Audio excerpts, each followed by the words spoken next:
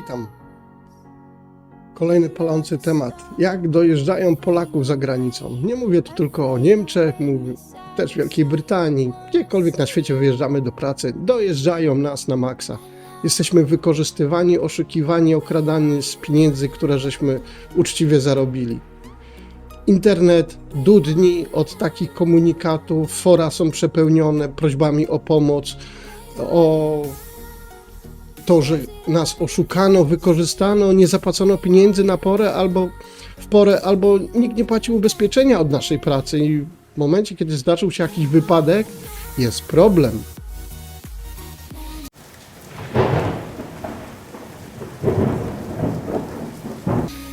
Materiał powstaje ze względu na to, jak zawsze mówię, wynika to z moich kontaktów z ludźmi z ulicy.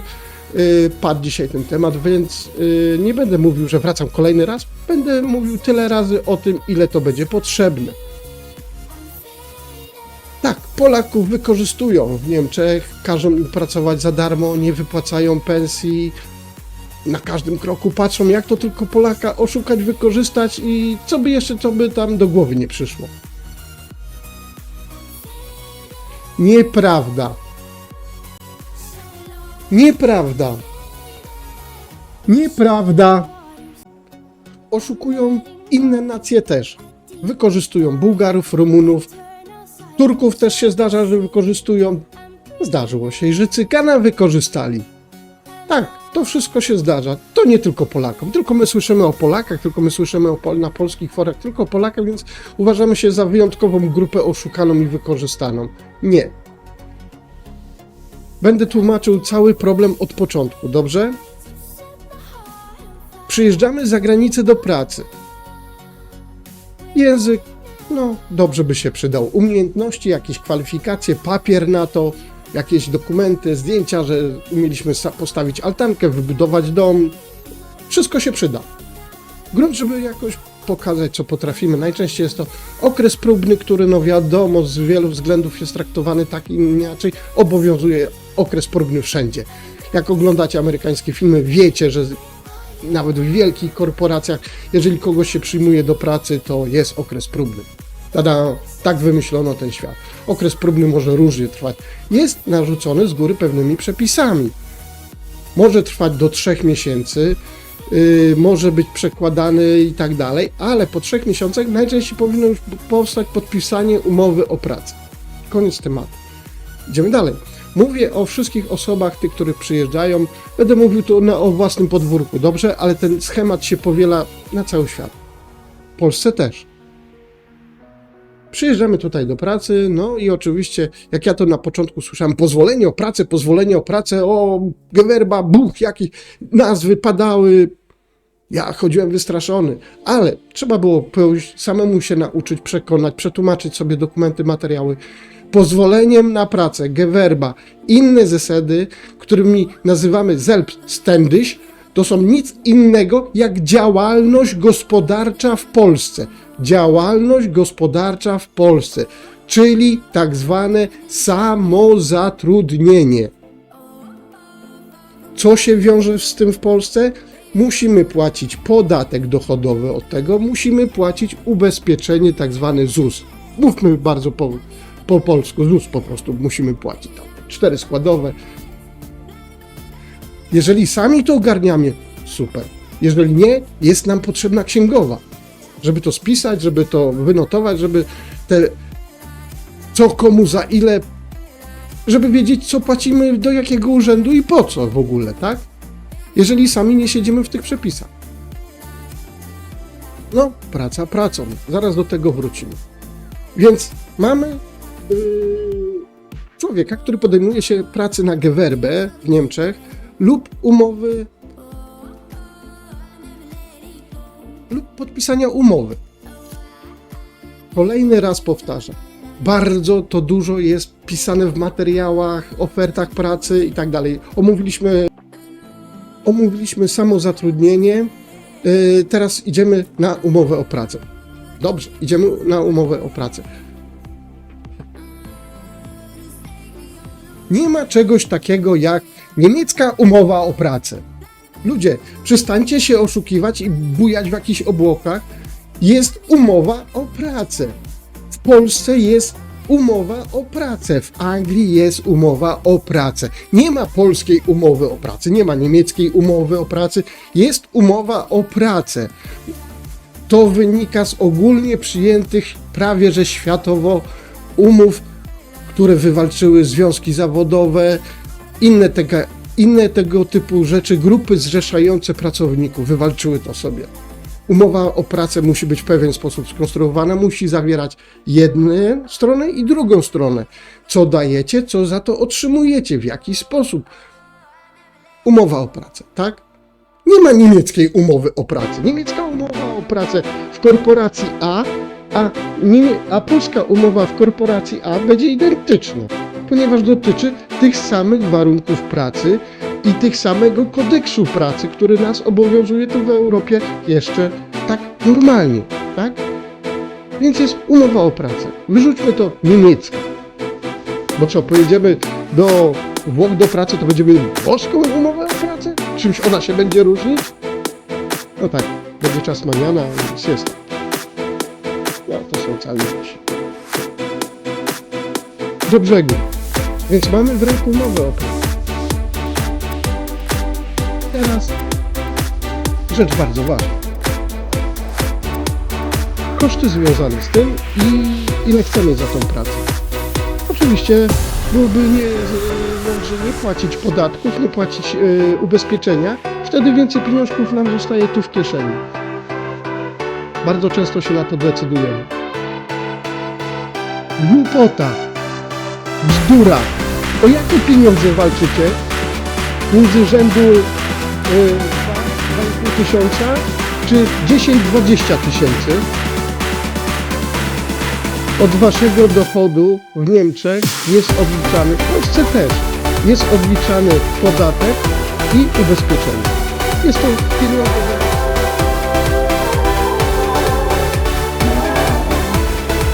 Są to pieniądze rzędu 30%. Czyli jeżeli zarabiamy 100, to 30, 70 dostaje pół tysiąca. Jest to normalne. To samo obowiązuje w Polsce, to samo obowiązuje w Niemczech, w Anglii, w Stanach Zjednoczonych. Wszędzie to obowiązuje. Tak działa świat. Dlaczego ludzie przyjeżdżając do Niemiec nagle mają jakiś taki przebłysk, że nie trzeba podatku płacić? Nie trzeba płacić ubezpieczenia. Skąd ci ludzie biorą takie pomysły? Później niejednokrotnie pod kościołem na forach wysłuchuję płaczów, że po 3 czy 6 miesiącach tak mu się dobrał urząd skarbowy do dupy, że nie dość, że wyjedzie goły z tych Niemiec, to jeszcze z Polski będzie musiał dopłacać. Pamiętajcie, że teraz to już wszystko jest połączone. Nie ma tak, że tutaj myśmy sobie nachapali, narobili jakichś dziwnych rzeczy, a w Polsce chodzimy bezkarnie. Nie, te czasy już minęły. Kindergeld pobierany w Niemczech równa się tak, no powiem, te Kaczyński, czy tam te 500+, tak? Teraz 800+, tak? Nie można brać dwóch naraz, bo jak się skumają, to będzie trzeba oddawać albo jednej, albo drugiej stronie kasę i to najczęściej z jakimiś odsetkami. Więc nie bądźmy cwańsi niż to ustawa przewiduje. Płacimy podatki i w Polsce, i w Niemczech. Tu pracując, tu wydasz. Chyba że jesteś na polskiej gewerbie i z podatkiem pojedziesz do Polski, też zapłacisz tam podatek, więc ludzie biznesu, którzy przyjeżdżacie do Niemiec do pracy, powiedzcie mi, skąd się w waszych głowach bierze to, że nie należy tutaj płacić podatku ani ubezpieczenia? Bo tego nie rozumiem. Dobra. Podejmujecie ryzyko pracy na czarno, niebiesko, żółto. Postanawiacie być bardziej konkurencyjni na rynku niż inni, którzy płacą to, a wy będziecie bardziej konkurencyjni, bo nie będziecie tego płacić, będziecie tak zwane brać pieniążki do rączki i jest wszystko fajnie. Do którego jest momentu fajnie? Do momentu, kiedy się pojawiają problemy. A pojawią się na pewno. Po pierwsze, powiedzmy coś takiego jak zwykłe ubezpieczenie chorobowe. Nie podlegacie jemu. Czemu? Po prostu nie płacicie tego ubezpieczenia, więc jemu nie podlegacie, więc nie ma mowy o jakimkolwiek okresie chorobowym do rozliczenia, bo go po prostu nie ma. Jesteście 7 dni w pracy, za 7 dni wam zapłacą. Jesteście pół miesiąca w pracy, pół miesiąca wam zapłacą. Drugie pół ich w ogóle nie interesuje, czy byliście chorzy, katar, mieliście zwolnienie, czy... Nikogo to nie interesuje. Jeżeli macie umowę na biało, wtedy tak. Macie prawo zachorować, z tego tytułu otrzymacie na początek 85% stawki swojej, której macie na umowie. Zależy później od tam paru rzeczy i można to troszkę więcej podnieść. Czasami, jeżeli jest to związane na przykład z jakimś incydentem w pracy, może być to nawet 100%. To jest zupełnie inna sprawa, ale macie papier, pracujecie na biało. Kamera ze mną dzisiaj pogrywa. Pracujecie na biało. W takim razie macie do tego prawo. Tak samo jeżeli odprowadzacie podatki w Niemczech, to też macie pewne przywileje z tym związane. Jeżeli nie odprowadzacie podatków w Niemczech, nie macie żadnych przywilei, więc powoływanie się na jakiekolwiek zdroworozsądkowe rzeczy albo bo mi się tak wydaje, nie, to tak nie działa. Nie płacisz podatku? Nie używasz. Proste. Idziesz do domu publicznego, nie płacisz kaciury, to nie dziabiesz. Dziwne, Wracamy do tych problemów, które czytam na polskich forach, tu w Niemczech. Czytam, przechodzę. Oszukano mnie, nie wypłacono mi pensji. Pan X jest bardzo strasznym potworem, wykorzystuje polskich pracowników, nie wypłaca im pensji. Przykro. O, gdzie szukać pomocy? Nie wypłacano mi na czas pieniędzy i nie ma kontaktu z moim pracodawcą. Bardzo często. Bardzo często. Przykładów można mnożyć. Sam zasłuchuję to tutaj na ulicy, pod kościołem też bardzo często, bo moje uczestnictwo w mszy było takie, że byłem mentalnie obecny, ale ze względów innych po prostu, nie jakichś tam geopolitycznych, może bardziej fizycznych, stałem troszeczkę na zewnątrz, czasami musiałem się przespacerować, no i po prostu bardzo wiele osób spotykałem z takimi właśnie problemami i było utyskiwanie, wypłakiwanie się, bo mnie ten oszukał, bo ten mi nie wypłacił na czas, bo tamto. Ksiądz też bardzo wiele razy z ambony powtarzał podczas kazania, też tłumaczył to ludziom, wielokrotnie im to tłumaczył. Co im tłumaczył? Pracujcie na biało, pracujcie na umowach, w których jest jasno określone co, za co i jak długo. Tak samo mówię do panów przedsiębiorców, najczęściej w dużej części budowlanych. Jeżeli jesteście na tej działalności gospodarczej, pamiętajcie, że należy od niej zapłacić i podatek, i ten tak zwany ZUS.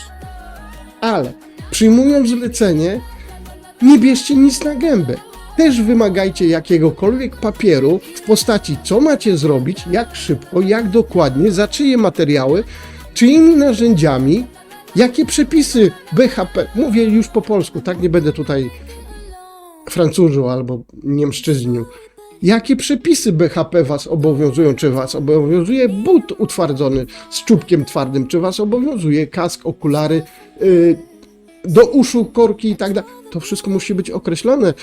W momencie, kiedy przebywacie na budowie, a wpadają kontrolerzy ochrony, idą do was, jeżeli pracujecie na przykład bez kasku, a kask jest wymagany, dostaje ktoś karę. Jesteście na samozatrudnieniu. Majster na budowie nie dostanie. Zleceniodawca nie dostanie. Dostaniecie wy karę. Bo wy jesteście swoim szefem i wyście decydowali o tym, że pracujecie tak, a nie inaczej. No najczęściej bez jakichkolwiek papierów, umowy, dodatkowych rzeczy, bo po co? Bo to zabiera czas, bo wy tylko po kasę tu przyszliście, a najlepiej to jeszcze to zrobić na czarno, a wtedy ktoś ma pretensje do wykonania albo do jakości i nie płaci. A wtedy piszemy w internecie, oszukano nas, zrobiono to. Na materiale wyjściowym, raz to powiedziałem, powtórzę, nie nauczono w Niemczech bardzo jednej twardej rzeczy. Papier wytrzyma wszystko i zawsze obroni się w sądzie, więc ten papier musimy mieć w takiej lub innej.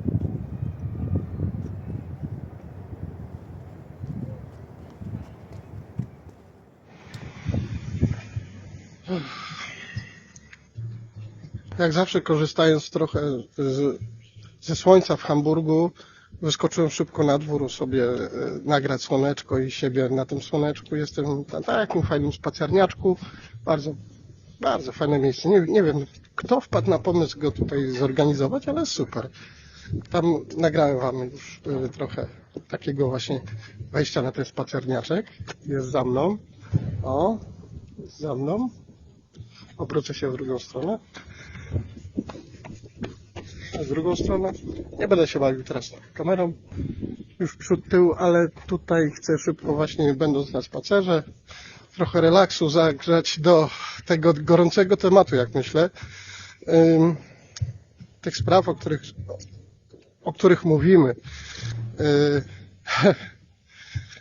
Kłamanie i oszukiwanie siebie, zaklinanie rzeczywistości tak długo, aż się stanie prawdą, to są techniki stosowane przez polityków i przez ich sztaby. Często się stosują do nas samych. Dlaczego? Bo tak jest życie. I tak to skutecznie działa. W momencie, kiedy wielokrotnie będziemy sobie jakieś kłamstwo powtarzać i zaklinać rzeczywistość, to w końcu w to uwierzymy. I gorszą sprawą jest to, że później staramy się przekonać o tym innych, że tak jest. A jeżeli wam ludzie mówią później, że to jest nieprawda, że to jest inaczej, słuchaj stary, bo to weź się rozejrzyj, weź się za tym jakoś tak ogarnij, to bardzo trudno nam to przychodzi. Łatwiej nam jest wierzyć w proste kłamstwa, które są najczęściej po prostu proste. Proste i łatwe do zaakceptowania. Dlatego wracając do naszego tematu, niestety oszukujemy się. Będziemy oszukiwać opinię publiczną, często na forach, na komentarzach będziemy pisać, że spotkała nas straszna niesprawiedliwość. To się wszystko zgadza, współczuję wam. Ale przestańmy siebie i tą rzeczywistość oszukiwać. Jeżeli nie spełniamy na samym początku jakichś podstawowych warunków, norm, to później mieć łatwiej pretensje do całego świata, albo na przykład, że ktoś coś powiedział, albo ktoś nas wprowadził w błąd. Tak jest najprościej, tak jest najszybciej, ale samemu poddać się samokrytyce, to już nie halo. Dlatego wolimy się oszukiwać, zaklinać rzeczywistość i mówić, że było inaczej. Na pewno w mikrofonku trochę szumi, przepraszam. Postaram się zgubić ten szum obróbką. Wracam do tematu szybko. Nie oszukujmy się. Zderzmy się z tą rzeczywistością, chociaż nie wiem, jak trudna by była, ale może będzie łatwiej nam żyć, co? Może później te takie smutne i bardzo przykre komentarze na forach i innych takich miejscach, będą jakoś bardziej przyswajalne, będą jakieś bardziej zrozumiałe, przynajmniej dla was samych, bo ja to rozumiem. Spotkałem się z tym tutaj wiele razy. Najpierw rzetelny research, czyli sprawdzenie gruntu, sprawdzenie własnego terenu, tak? Później rzetelne podejście do informacji, które mamy z sobą, jakby to powiedzieć, do podjęcia. Później konsekwentne ich realizowanie, a na sam koniec, jeżeli coś nie wyjdzie, to tak jak będę mówił o tym, są takie instrumenty na życie, które bardzo skutecznie z tym działają i przeciwdziałają i można bardzo łatwo to wszystko ogarnąć. Nie trzeba jakichś sztuczek, nie trzeba do tego jakichś specjalnych polskich prawników, jakichś polskich... Nie, naprawdę, nie tędy droga. Ja rozumiem, że jest to łatwo mówić. Ja wiem, że to jest łatwo mówić, ale jeżeli od samego początku podejdziecie do sprawy uczciwie sami wobec siebie przede wszystkim, później do podpisywanych umów i z tym związanych innych aspektów prawnych, to później same rozliczanie, same wyciąganie konsekwencji albo wyciąganie, jakby to powiedzieć, z umowy dla siebie ważnych rzeczy będzie dużo łatwiejsze. Ale po pierwsze ta umowa musi być.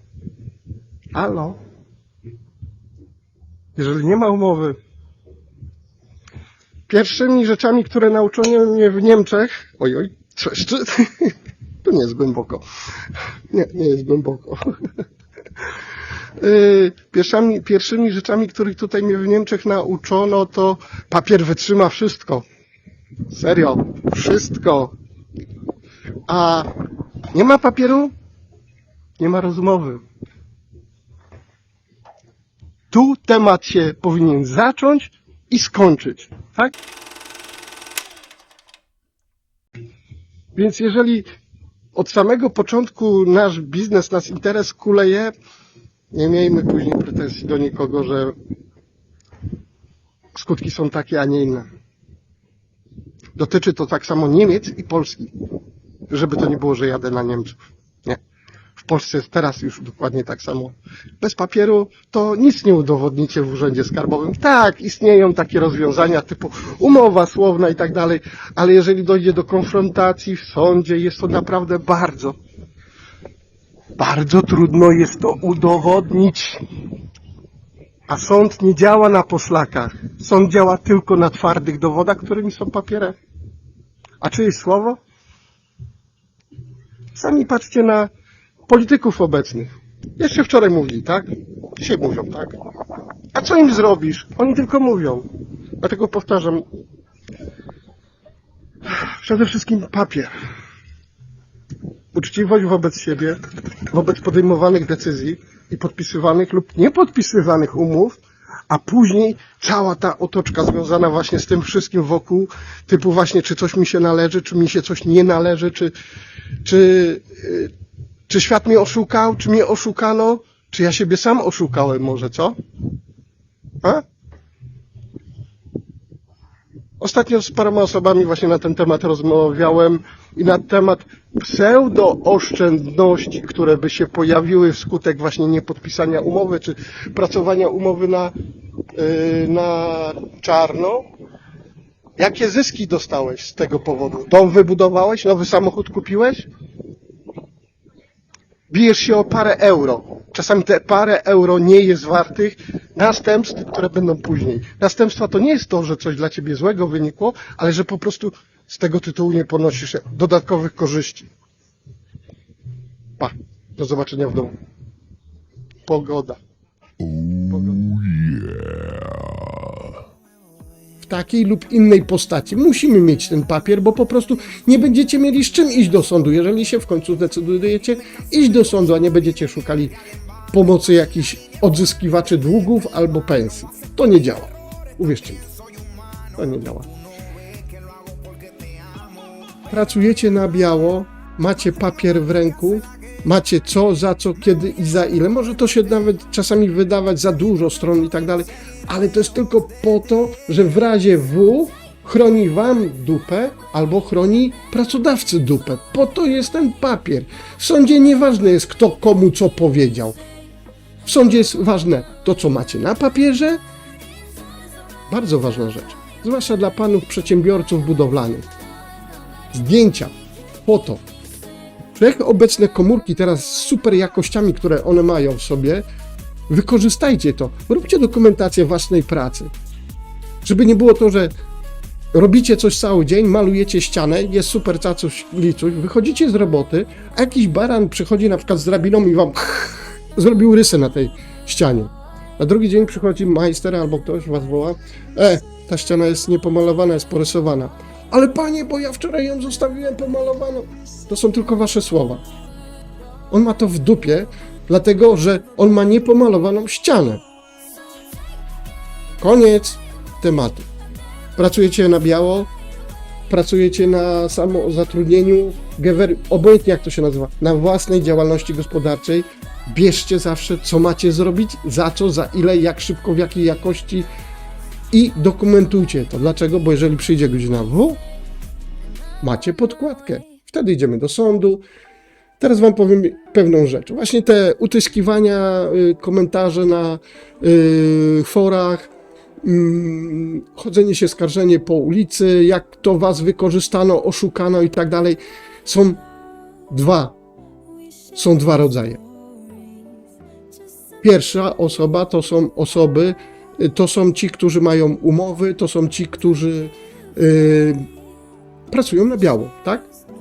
To już wam mówię. Ich jest bardzo mało lub wcale. Dlaczego? Świadomość pracodawców i zlecających pracę w Niemczech jest tak wysoka, że mając papier, mając umowę, oni wam nigdy nie wytną takiego numeru. Dlaczego? Bo są osrani, bo bierzecie sobie papugę, a oni bardzo chętnie to biorą, jeżeli oczywiście macie papier, bo bez papieru nie macie co szukać papugi. I w tym momencie bierzecie papugę, oni uwielbiają takie rzeczy, ponieważ to nie idzie tylko za tym odzyskanie pensji, za tym idzie odszkodowania. Oni potrafią w to wkręcić waszą na przykład teraz depresję, że musicie się leczyć, podnieśliście szkody psychiczne, umysłowe, też za to się należą pieniądze, ale macie papier. Tych pierwszych jest bardzo mało. Dlaczego? Bo tutejsi zleceniodawcy i pracodawcy po prostu nie robią tego i nie będą się bawić w to gówno. Na moim przykładzie powiem, że w momencie, kiedy zachorowałem, przez prawie 2 lata byłem jeszcze zatrudniony. Pomimo przedłużającego się zwolnienia lekarskiego, duża firma, w której byłem zatrudniony, nie decydowali się na moje zwolnienie, chociaż przysługiwało im takie prawo, ale zatrudniając się w tej firmie, nieświadomie oczywiście, podpisając umowę o pracy, podpisałem jakiś tam 1,5 czy 1% jakiejś tam kasy. Dokładnie tego sobie nie przetłumaczyłem, moja wina, ale jakie popłynęły z tym korzyści, okazało się, że jestem w związkach zawodowych. I wtedy, kiedy przyszła na mnie kreska na matyska, jak to się mówi, nagle się okazało, że moja umowa o pracę jest nierozwiązywalna. Więc tak długo jak przynosiłem zwolnienie lekarskie, byłem nie dotknięcia. Wyobraźcie sobie w momencie, kiedy moi lekarze i mój ubezpieczyciel AOK się zdecydowali na moment, w którym już powinienem zakończyć moją umowę o pracę. Napisałem pismo, wykonałem parę telefon. Wiecie, co się okazało? Że oni byli strasznie mi wdzięczni za to, że ja podjąłem taką decyzję, a nie inną, a nie próbowałem lawirować, naciągać i powiedziałem, słuchajcie, jest taka sytuacja zdrowotna, to dla mnie są takie konsekwencje. Musimy rozwiązać umowę o pracę. Słuchajcie, przebiegło to w bardzo cywilizowany sposób, korzystne dla obu stron. W ogóle zostałem tak mile zaskoczony po powiedzmy jakichś 6 czy 8 miesiącach. Powiem wam, że w życiu bym się czegoś takiego nie spodziewał po tak dużej firmie. Po prostu jak skreślili mnie z listy płac i z umowy, myślałem, że już jestem dla nich nikim. No, po jakichś 8 miesiącach, no, powiem wam, że mi się tak oczy otworzyły. Tak mi się oczy otworzyły.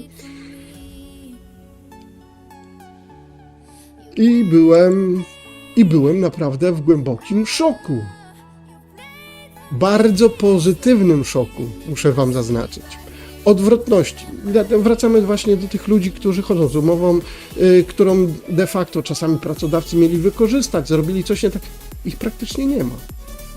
Oni mają problemy. A wszyscy inni, którzy chodzą, piszą, jak to ich Polacy, jak to ich oszukano, wykorzystano, jak to Polakom nie płacą. To nieprawda. Innych też wykorzystują, ale jedna zasadnicza, przestańcie pracować na czarno i się przestańcie oszukiwać. Jeżeli traficie na dobrego człowieka, na dobrego pracodawcę, będzie to ten stan rzeczy utrzymywał do jakiejś rzeczy. Pamiętajcie, że walczycie o pieniądze rzędu, od swojej pensji, powiedzmy rzędu 300-200 euro, czy tam 400, które trzeba odprowadzić na podatek i na ZUS. Zastanówcie, czy to jest warte do momentu, kiedy zachorujecie, będziecie potrzebować jakiejś pomocy związanej z waszym zatrudnieniem. A jeżeli takich umów nie ma, takich składek, takich rzeczy nie odprowadzacie, możecie się pocałować w dupę, zapomnijcie o wszystkim. wracacie do Polski z podkulonym ogonem i opowiadacie bajki, jak to was wykorzystano, oszukano i nie wiadomo co jeszcze.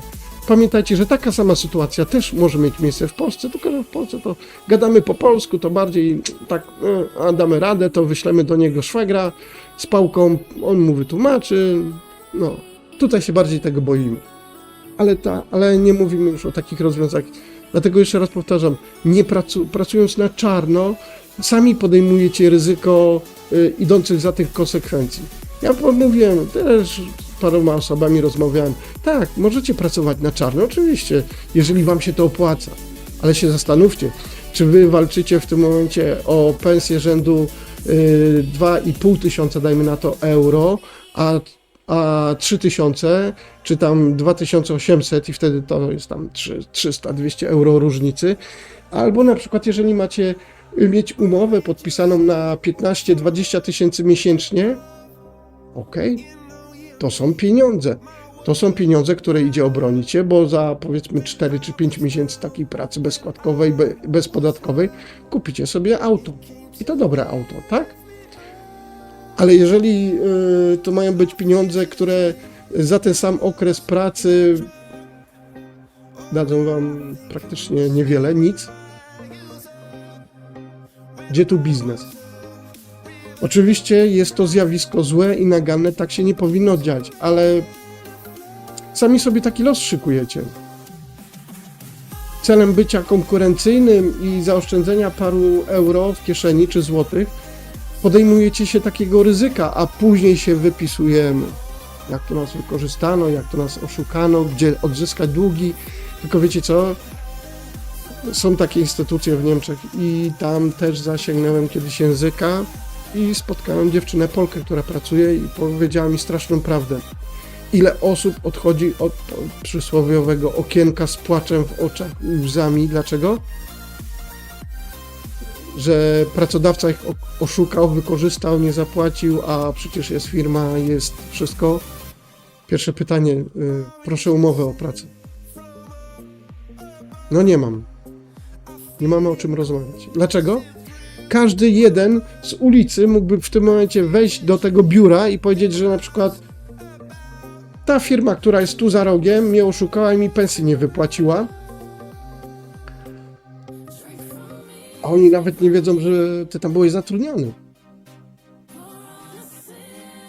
Pamiętajcie, ten kij ma dwa końce, tak? Jednym wyście oberwali, ale drugi koniec kija trzyma pracodawca, który też może oberwać, ale musi mieć podstawę, dlatego ucinam ten temat w tym momencie. Przestańcie się oszukiwać. To jest bardzo ważne. Przestańcie się oszukiwać. Podejmujecie ryzyko pracy na czarno. Różne rzeczy was mogą spotkać. I nie jesteście od tego w żaden sposób chronieni. Wydaje wam się, że podpisując umowę o pracę będziecie zarabiać trochę mniej? Okej, ale macie dupochron. Macie dupochron. Wszystko fajnie się dzieje do momentu, kiedy jest dobrze. Tak jak mnie kiedyś taki jeden Żyd nauczył. Umowy są ważne, słuchaj, nie ignoruj ich. Wiesz czemu? Bo umowy nie są na czasy, kiedy jest dobrze. Umowy są potrzebne, kiedy jest źle. To jest prawda. Często jeżeli wszystko w pracy przebiega normalnie, są wypłacane pensje, nie ma żadnych problemów, wtedy nie myślimy o umowie, nawet nie wiemy, gdzie ją schowaliśmy w ogóle, czy ona dotarła do domu, ale w momencie, kiedy zaczyna się srać, taka umowa jest potrzebna. Wtedy ją wyciągamy, mówimy, kolego, ale to jest inaczej napisane, pieniądze za urlop inaczej mi się należą, pieniądze za chorobowe inaczej mi się należą, ubranie robocze też powinno być płacone, a ja sobie już 3 razy kupiłem sam, a ty nie chcesz mi oddać pieniędzy za fakturę. Umowy są na złe czasy. To samo dotyczy pracy w Niemczech i tak dalej. I to nie jest prawda, że my jesteśmy jako Polacy wykorzystywani i oszukiwani przez Niemców. To dotyczy całego świata. To dotyczy wszystkich nacji. które decydują się na emigrację zarobkową, a zapominają o własnej godności i o własnych potrzebach, które powinny być zaspokojone pracą, ale pracą uczciwą, na umowę, w której jest opisane, co wam wolno, czego wam nie wolno, co wam przysługuje. Dlatego na przykład nawet uczciwe oferty o pracy tu w Niemczech są złożone z dwóch zasadniczych rzeczy. Pomijam oczywiście tam wodolejstwo i marketing, ale są dwie najważniejsze rubryki. Jedna rubryka to jest co ty, a druga rubryka jest co my. I sobie je zestawiacie, te rubryki, tak? Pasuje, nie pasuje, pasuje, nie pasuje. Podejmujecie ryzyko, mówię, idę do tej pracy, podpisuję umowę, ale macie te główne rubryki, które ważne, żeby też były zawarte w umowie, ponieważ wyście się na to pisali. Wyście się zdecydowali na taką ofertę pracy i to bierzecie. Jeżeli jest inaczej, macie prawo walczyć. Dlatego warto sobie do umowy do pracy zażądać wklejenia tego, co było jako oferta wam przedstawiono pracy, na co żeście się decydowali, lub sobie wydrukować i sobie podpiąć do umowy i po prostu samemu to mieć, albo poprosić pracodawcę, żeby to też podpiął do swoich dokumentów, dlatego że jeżeli przyjmujecie się na kierowcę ciężarówki, a w pewnym momencie każą wam jeździć czołgiem, możecie powiedzieć, że nie. Albo chcecie za to inne pieniądze, bo wyście się przyjęli jako kierowca ciężarówki, a nie czołgu. Bardzo proste. Nie staję po stronie pracodawcy i nie chcę mówić, że są pokrzywdzeni Polacy, wykorzystani. Jeżeli daliście się wykorzystać, to ponosicie tego konsekwencje. Do wszystkich panów biznesmenów, którzy wyjechali z Polski i myślą, że tutaj jest jakieś Eldorado finansowo-podatkowe. Nie. Niemcy wiedzą, co to jest półka podatkowa. 1, 2, 3, tak zwany Steuer 1, 2, 3. Oni bardzo dobrze wiedzą.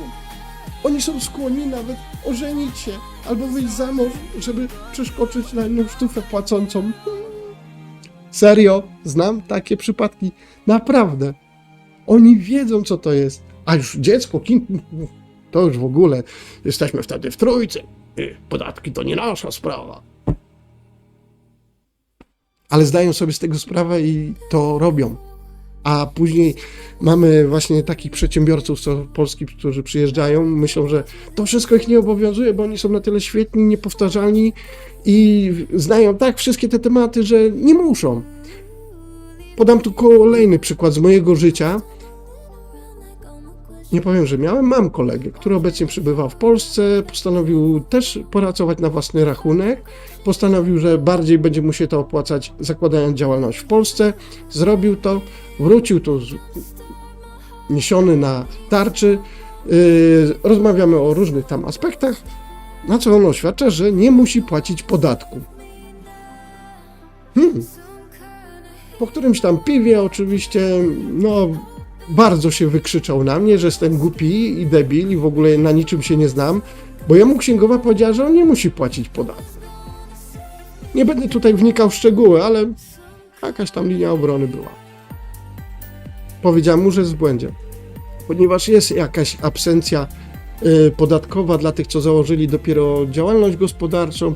Chyba też to dotyczy ZUS-u, że chyba pierwsze 3 miesiące może są darmowe lub jakieś tam znikomą część się płaci. Nie chcę teraz w to wnikać. Jest tak na pewno, że tam może chyba nawet przez pierwsze pół roku. Bym musiał to sprawdzić, ale tak na pewno jest. No więc zrozumiał to chyba chłopina tak, że to niepłacenie podatku lub ZUS-u to obowiązuje go do końca życia.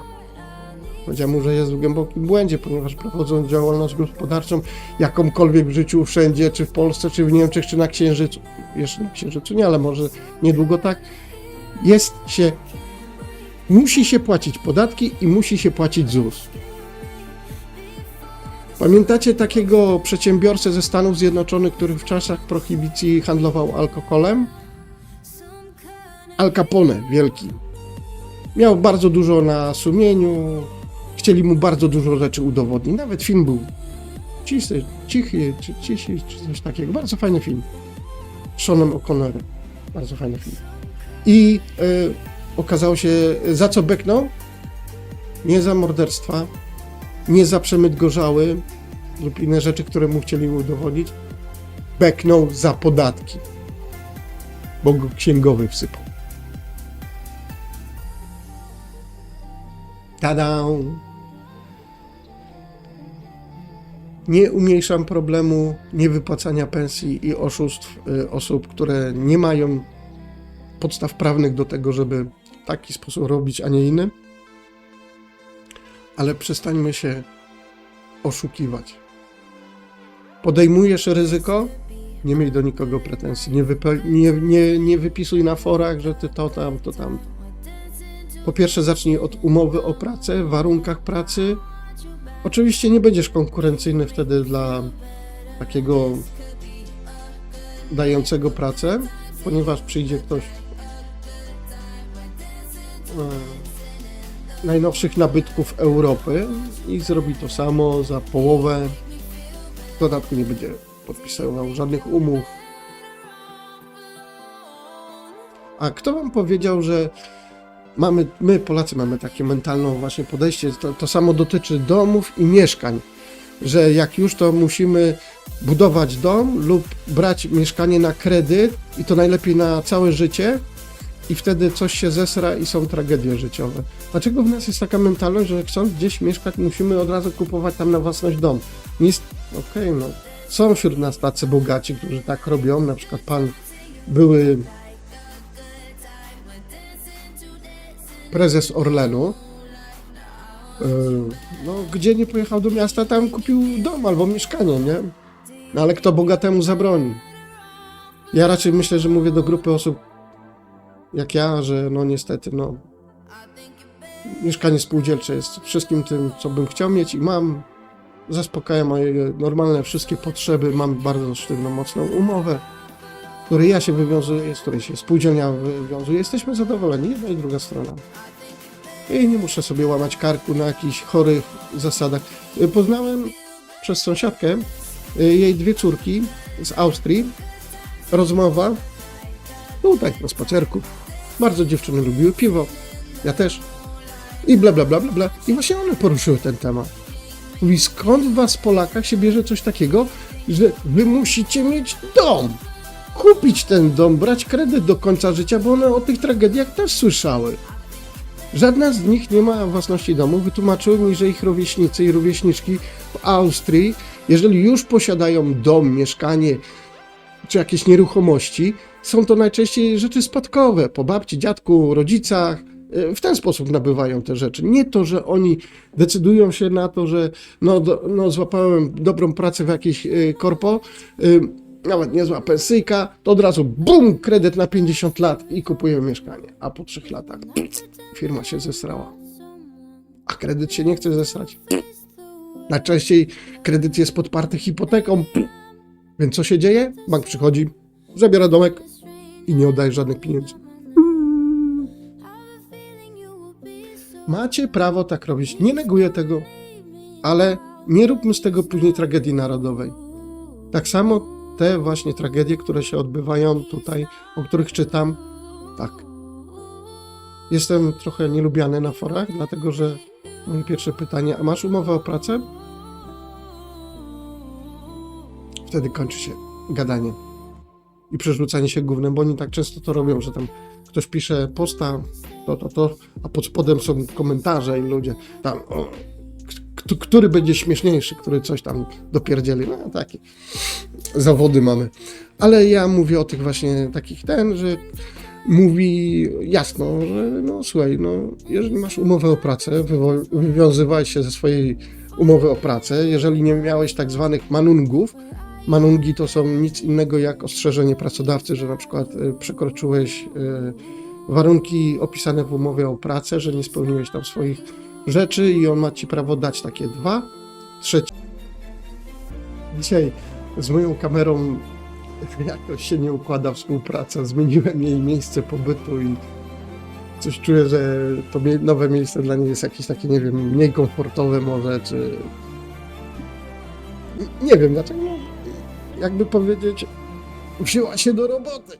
Tak jak wcześniej stojąc trochę tu z boku, to ja tak grymasiła nosem, tak teraz w nowym miejscu postanowiła być bardzo kreatywna. Dobra. Jeszcze raz, nie chciałbym być źle odebrany. I na przykład, że wyśmiewam się z tych rzeczy. Nie. Niezapłacenie pieniędzy komuś za jego ciężką pracą jest bardzo złą rzeczą. To na pewno na sądzie tym ostatnim komuś może być rozliczone, ale póki co jesteśmy tu i musimy dbać o własną dupę i o własną kieszeń. Bez tych umów, bez tych papierków, bez uzgodnień na papierze i obfotografowanych. Nic nie zdziałacie. Nic. Równie dobrze ja też mógłbym teraz pójść do jakiegoś urzędu, do jakiejś firmy adwokackiej i powiedzieć, że ostatnie 3 lata pracowałem dla Airbasa jako konsultant niezależny od czegoś tam bym wymyślił i oni mi nie zapłacili 50 000 euro za ostatnie 4 miesiące pracy. Ktoś wiedząc o tak dużych pieniądzach, każdy normalny prawnik by powiedział: poproszę dokumenty. Nie mam. Dziękuję, do widzenia. To żeśmy sobie zmarnowali czas. Proszę iść do domu.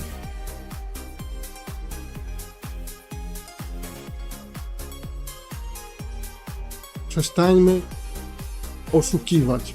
Naprawdę.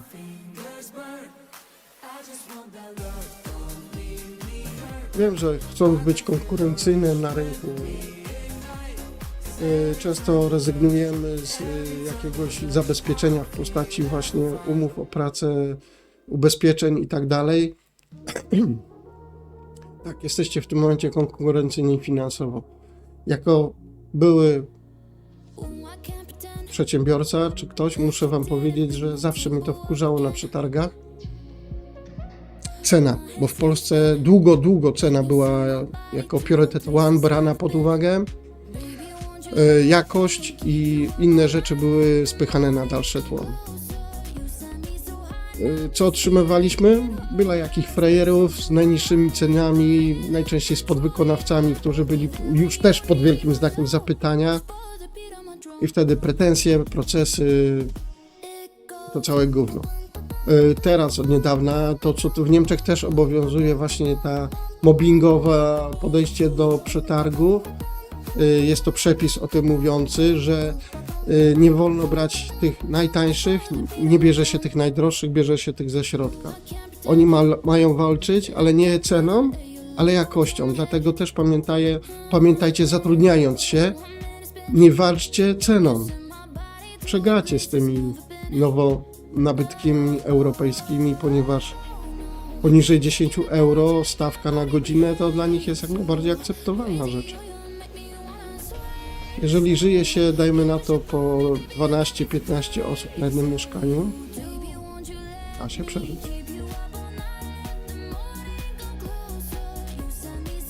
Nie walczcie ceną, bo przegracie. Walczcie jakością. A niech za jakością idzie cena. Powiem wam, że już mam bardzo sporo sygnałów, sporo też przeczytałem, że Polacy wracają do łask. I to tej dobrej łaski, kiedy nam się proponuje naprawdę dobre umowy o pracę na dobrych stawkach. Chyba wychodzimy z tej marki, co mieliśmy kiedyś, że Polak to jest tylko alkoholik i złodziej. Chyba te czasy powoli minęły, ale to długie lata trwało, nie wiem czy 20, może 30 lat, że Niemcy się nas nauczyli, a my ich. Więc traktując to poważnie, przyjeżdżając do Niemczech jako przedsiębiorca, bądźmy poważni, zawsze do końca. Żeby nie było, że bo im się nagle coś urodziło i nie chcą dać kasy, więc mama, zrobiłem to, co do mnie należy, proszę mi dać pieniądze. Nie? Okej, nie ma problemu. Halo, papuga, masz sprawę. Wiesz, ja mam teraz straszną depresję i doła, ja nie mogę iść do kolejnej pracy, nie mogę wziąć kolejnego zlecenia. idę do lekarza i powiem, że mam takiego doła stresa i w ogóle ja będę musiał się leczyć, weź to pod uwagę. Bardzo szybko wam wypłacą pieniądze. Możecie nawet przy nich taki telefon wykonać. To nie stanowi żadnej tajemnicy handlowej ani złamania przepisów. Zobaczycie, jak oni szybko zaczną tykać. Raz tutaj w Niemczech też mnie chcieli na grubą minę wrzucić. Jeden z moich zleceniodawców postanowił to, że nagle będę alpinistą. I to alpinistą z palnikiem. No było wysoko, dupa mi trochę chudła, bo nie to, żeby miał lek wysokości, ale cholera było naprawdę wysoko. I jeszcze tam szaleć z palnikiem. Oho. Wróciłem trochę roztrzęsiony tutaj wśród znajomych. Jeden kolega wyciągnął rękę, mi wytłumaczył, mówi, chłopie, to tego nie rób. On mówi, pal licho, jak się tobie coś stanie. Mówi, to będziesz chodził kulawy, ślepy, albo nie wiadomo, co tam się z tobą stanie, to będzie twój problem.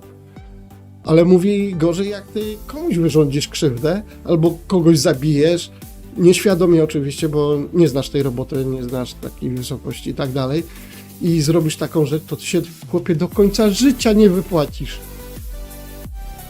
A pracodawca umyje łapy. Powie, dlaczego on się pchał tam tak wysoko? Przecież on nic takiego na umowie nie ma. Oczywiście z tym takim nabuzowanym w głowie lecę na drugi dzień. Rzucam oczywiście umowę na biurko. Mówię, od razu ciuchy też robocze przyniosłem, wróciłem.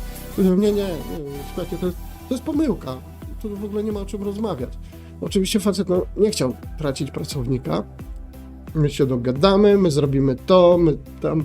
Ja mówię, ty słuchaj, to nie tak, nie będziemy rozmawiać, że my się dogadamy, tylko ja dzwonię od razu, w Polsce to się nazywa PIP, to się nazywał Państwowy Inspektorat Pracy, to się chyba nazywał PIP. Teraz może się inaczej nazywa. W Niemczech to jest tam Schutz coś Arbeit. Ja mówię, trzeba do nich zadzwonić. Ja mówię, słuchajcie, bo to jest jakaś pomyłka. Tam chcieli mnie na prawie 12, 15 piętro z palnikiem wrzucić. Jeżeli powiedziałem, że umie stać na ziemi, umie obsługiwać palnik, tak, bo jestem z tych informatyków, co umie obsługiwać palnik i umie spawać elektrycznie, umie spawać w gazie. W dodatku jako wykwalifikowany informatyk posiadam prawo jazdy, uprawnienia na wózek widłowy. To nie ten taki 1,5 tonka czy coś, takie duże, 19-tonowe, prawie 18-tonowe, te takie wielkie, co do nich się wchodzi po drabinie, ma się tylko ekrany, bo tam z góry gówno widać. I mam jeszcze nasuwnicę na krany, na suwnicy mogę do 25 ton podnosić i stacjonarne krany obsługiwać, dźwigni. Każdy wykwalifikowany informatyk takie rzeczy posiada. I cyfrowy twórca. Żeby nie było. Dobra, to był żart. To znaczy, nie żart. Posiadam takie uprawnienia. No oczywiście, dobra, wracamy do tego cięcia. O, pan napisał wcześniej. No nie, okej, ale stoję z 2 nogami na ziemi, kurwa, w warsztacie, albo... Ale słuchajcie, jedna sprawa, ja tam siedziałem prawie 40 minut, pieprzyliśmy sobie różne bzdury, doszliśmy do tego momentu, kiedy ja powiedziałem właśnie Schutzarbeit, że muszę zawiadomić. Wybiegł. Wrócił. My bardzo przepraszamy tego, ale tutaj my jeszcze tu panu lunch postawimy, proszę jeszcze chwilę poczekać. No dobra. Szama za darmo. Poszedł ze mną, oczywiście gadaliśmy na różne tematy niezwiązane z pracą. Po lunchu wróciliśmy, wiecie co się okazało? Od razu dostałem tak zwany fest contract. Jest to bardzo twarda umowa, która jest niepodważalna i nienaruszalna aż do emerytury. No chyba, że wywiniecie w robocie naprawdę gruby numer, to wtedy tak. Ale jeżeli robicie wszystko to, co jest niepodważalna do emerytury, renty. W Niemczech to się trudno mówi, bo to jest rentna i to się określa emeryturę. Dobra, nieważne, do tego okresu, kiedy już możecie sobie pójść na wypracowane pieniążki. No dobra, podpisuję. I z taką umową właśnie poszedłem do jeszcze większej firmy, która nie mogła mi obciąć warunków umowy, tylko mogła dodać, więc oczywiście oni też jeszcze dodali coś od siebie, tam między innymi było podpisanie umowy z związkami zawodowymi, więc jeżeli już nagle byłem chory, to byłem nie do zwolnienia. Pamiętajcie, że to jest firma nie obracająca tysiącami euro miesięcznie. To jest firma obracająca milionami, tak, grubymi milionami euro miesięcznie. Obracająca. Tak to. Złoto, srebro, co oni tam jeszcze, mociąż i tak dalej. Byłem nietykalny dla tej firmy. A co tu mówić o takim Kowalskim, który zatrudnia 5? O, chory, o, umowa papierem, jesteście nienaruszalni. Przestańcie się oszukiwać. Dla paru euro nie ma co dupy ryzykować. Przykłady mogę mnożyć. Na miejscu mechanik samochodowy, dobry mechanik samochodowy, pracujący tu w Niemczech bardzo dużo lat, mający dobre dochody, postanowił się nie ubezpieczać, ale przyszedł moment, że jego zdrowiu coś fikło i się okazało, że został z niczym. Miał tam trochę tych pieniędzy, od razu na ulicy nie wylądował, ale straszna bieda go ścisnęła. Nic nie mógł z tym zrobić. Nawet żadnego odszkodowania, żadnego... Musiał liczyć na to, co mu państwo sypie. Tylko na to. Dlatego jeszcze raz powtarzam, nie stawiam tego pod ścianą na zasadzie mówiąc, że jesteście tacy, sracy, że wam się od razu nic nie należy. Nie, no pracujcie, ale pracujcie z głową, ok? Jeżeli nie wiecie, w którą stronę udostępniam ten materiał, jestem na forach też. Czasami odpowiadam krótko, 2, 3 wyrazami albo zdaniem, ale jestem. Można się spytać, słuchaj stary, a to tak wygląda. Pamiętajcie, że wybierając pracodawcę, podpisując umowę, to nie jest kontrakt do końca życia, to nie jest przysięga pod ołtarzem do końca życia na dobre i złe, aż nas śmierć nie rozłączy. No. Ale lepiej taki papierek mieć. Ten, który wymyślił intercyzę, powinien Nobla dostać. Serio. Dziękuję.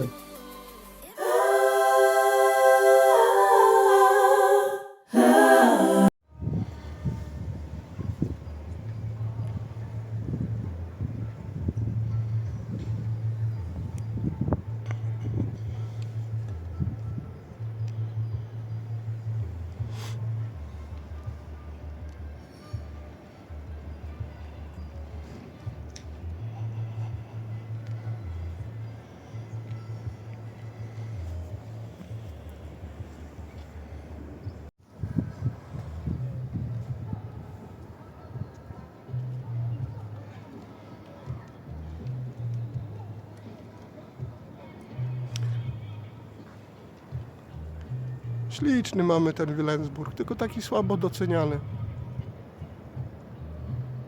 Takie miejsce trochę... Moja mama tutaj mieszkała ponad 19 lat, nie znała tego miejsca. O dziwo. Aż się jej dziwię. Ale refleksy na wodzie. Aj, ciekawe, czy to kamera złapie. No miejmy nadzieję, że się wywiąże ze swoich obietnicy ta kamera i wyłapie to wszystko. Dobra. Do zobaczenia później.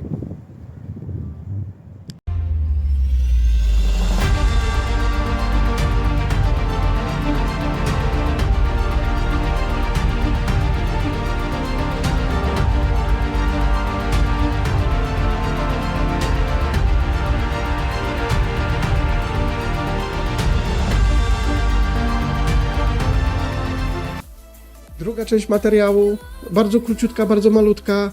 Przeprosiłem się z Airstreamem, z amerykańską firmą, na której próbowałem robić multistream, polegający na tym, że nie ja streamuję od razu do iluś odbiorców, na przykład YouTube'a, Facebooka, Xa, Instagrama. Robi to za mnie jedna firma, czyli ja wysyłam jednym małym strumieniem do tej firmy, a oni to po moim researchu, po moich sprawdzeniach padło na amerykańską firmę Aerostream Będzie podlinkowana w moim materiale na dole.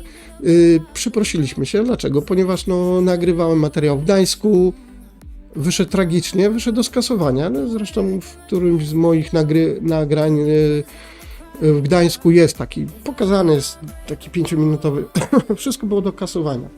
Nie było co stamtąd ratować. Pomimo zapisów na serwerach, ściągnąłem to, poddałem obróbce. Nie, to było do wyrzucenia.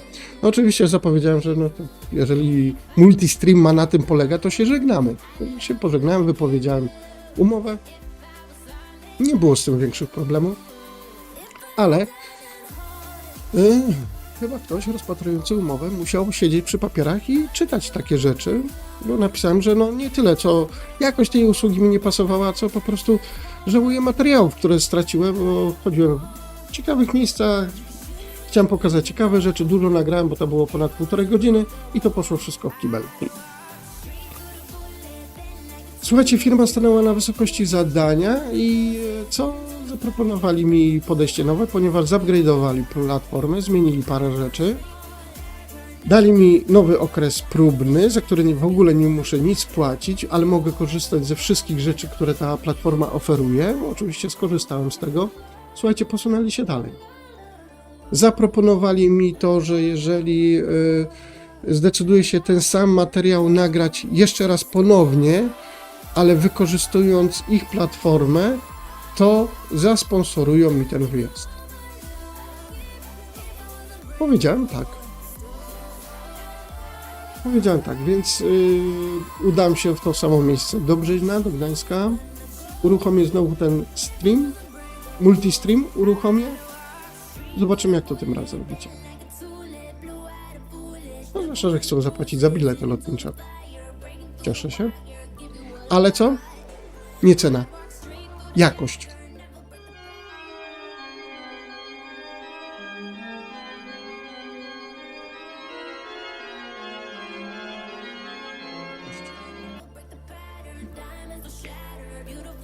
Miało być krótko. Będę musiał wycinać. Żegnam. Materiale już umieściłem pod reklamę firmy Reostream. Póki co odnoszę dobre wrażenie. Ostatnie dwa wieczory spędziłem na graniu. Korzystałem z tej platformy. Ok, to znaczy zawsze było ok, ale po jakimś czasie trochę się tam tak się trochę chrzaniła, trzeba było resetować, a streamy na Twitchu nie lubią takich resetów. Pożyjemy, zobaczymy. Mam w teście. Dałem mi zielone światło. Oczywiście, jak zawsze mówię, idę za jakością, tak? Nowa jakość. Zaproponowali nową jakość. Czemu miałbym nie wypróbować? Do zobaczenia. Cześć.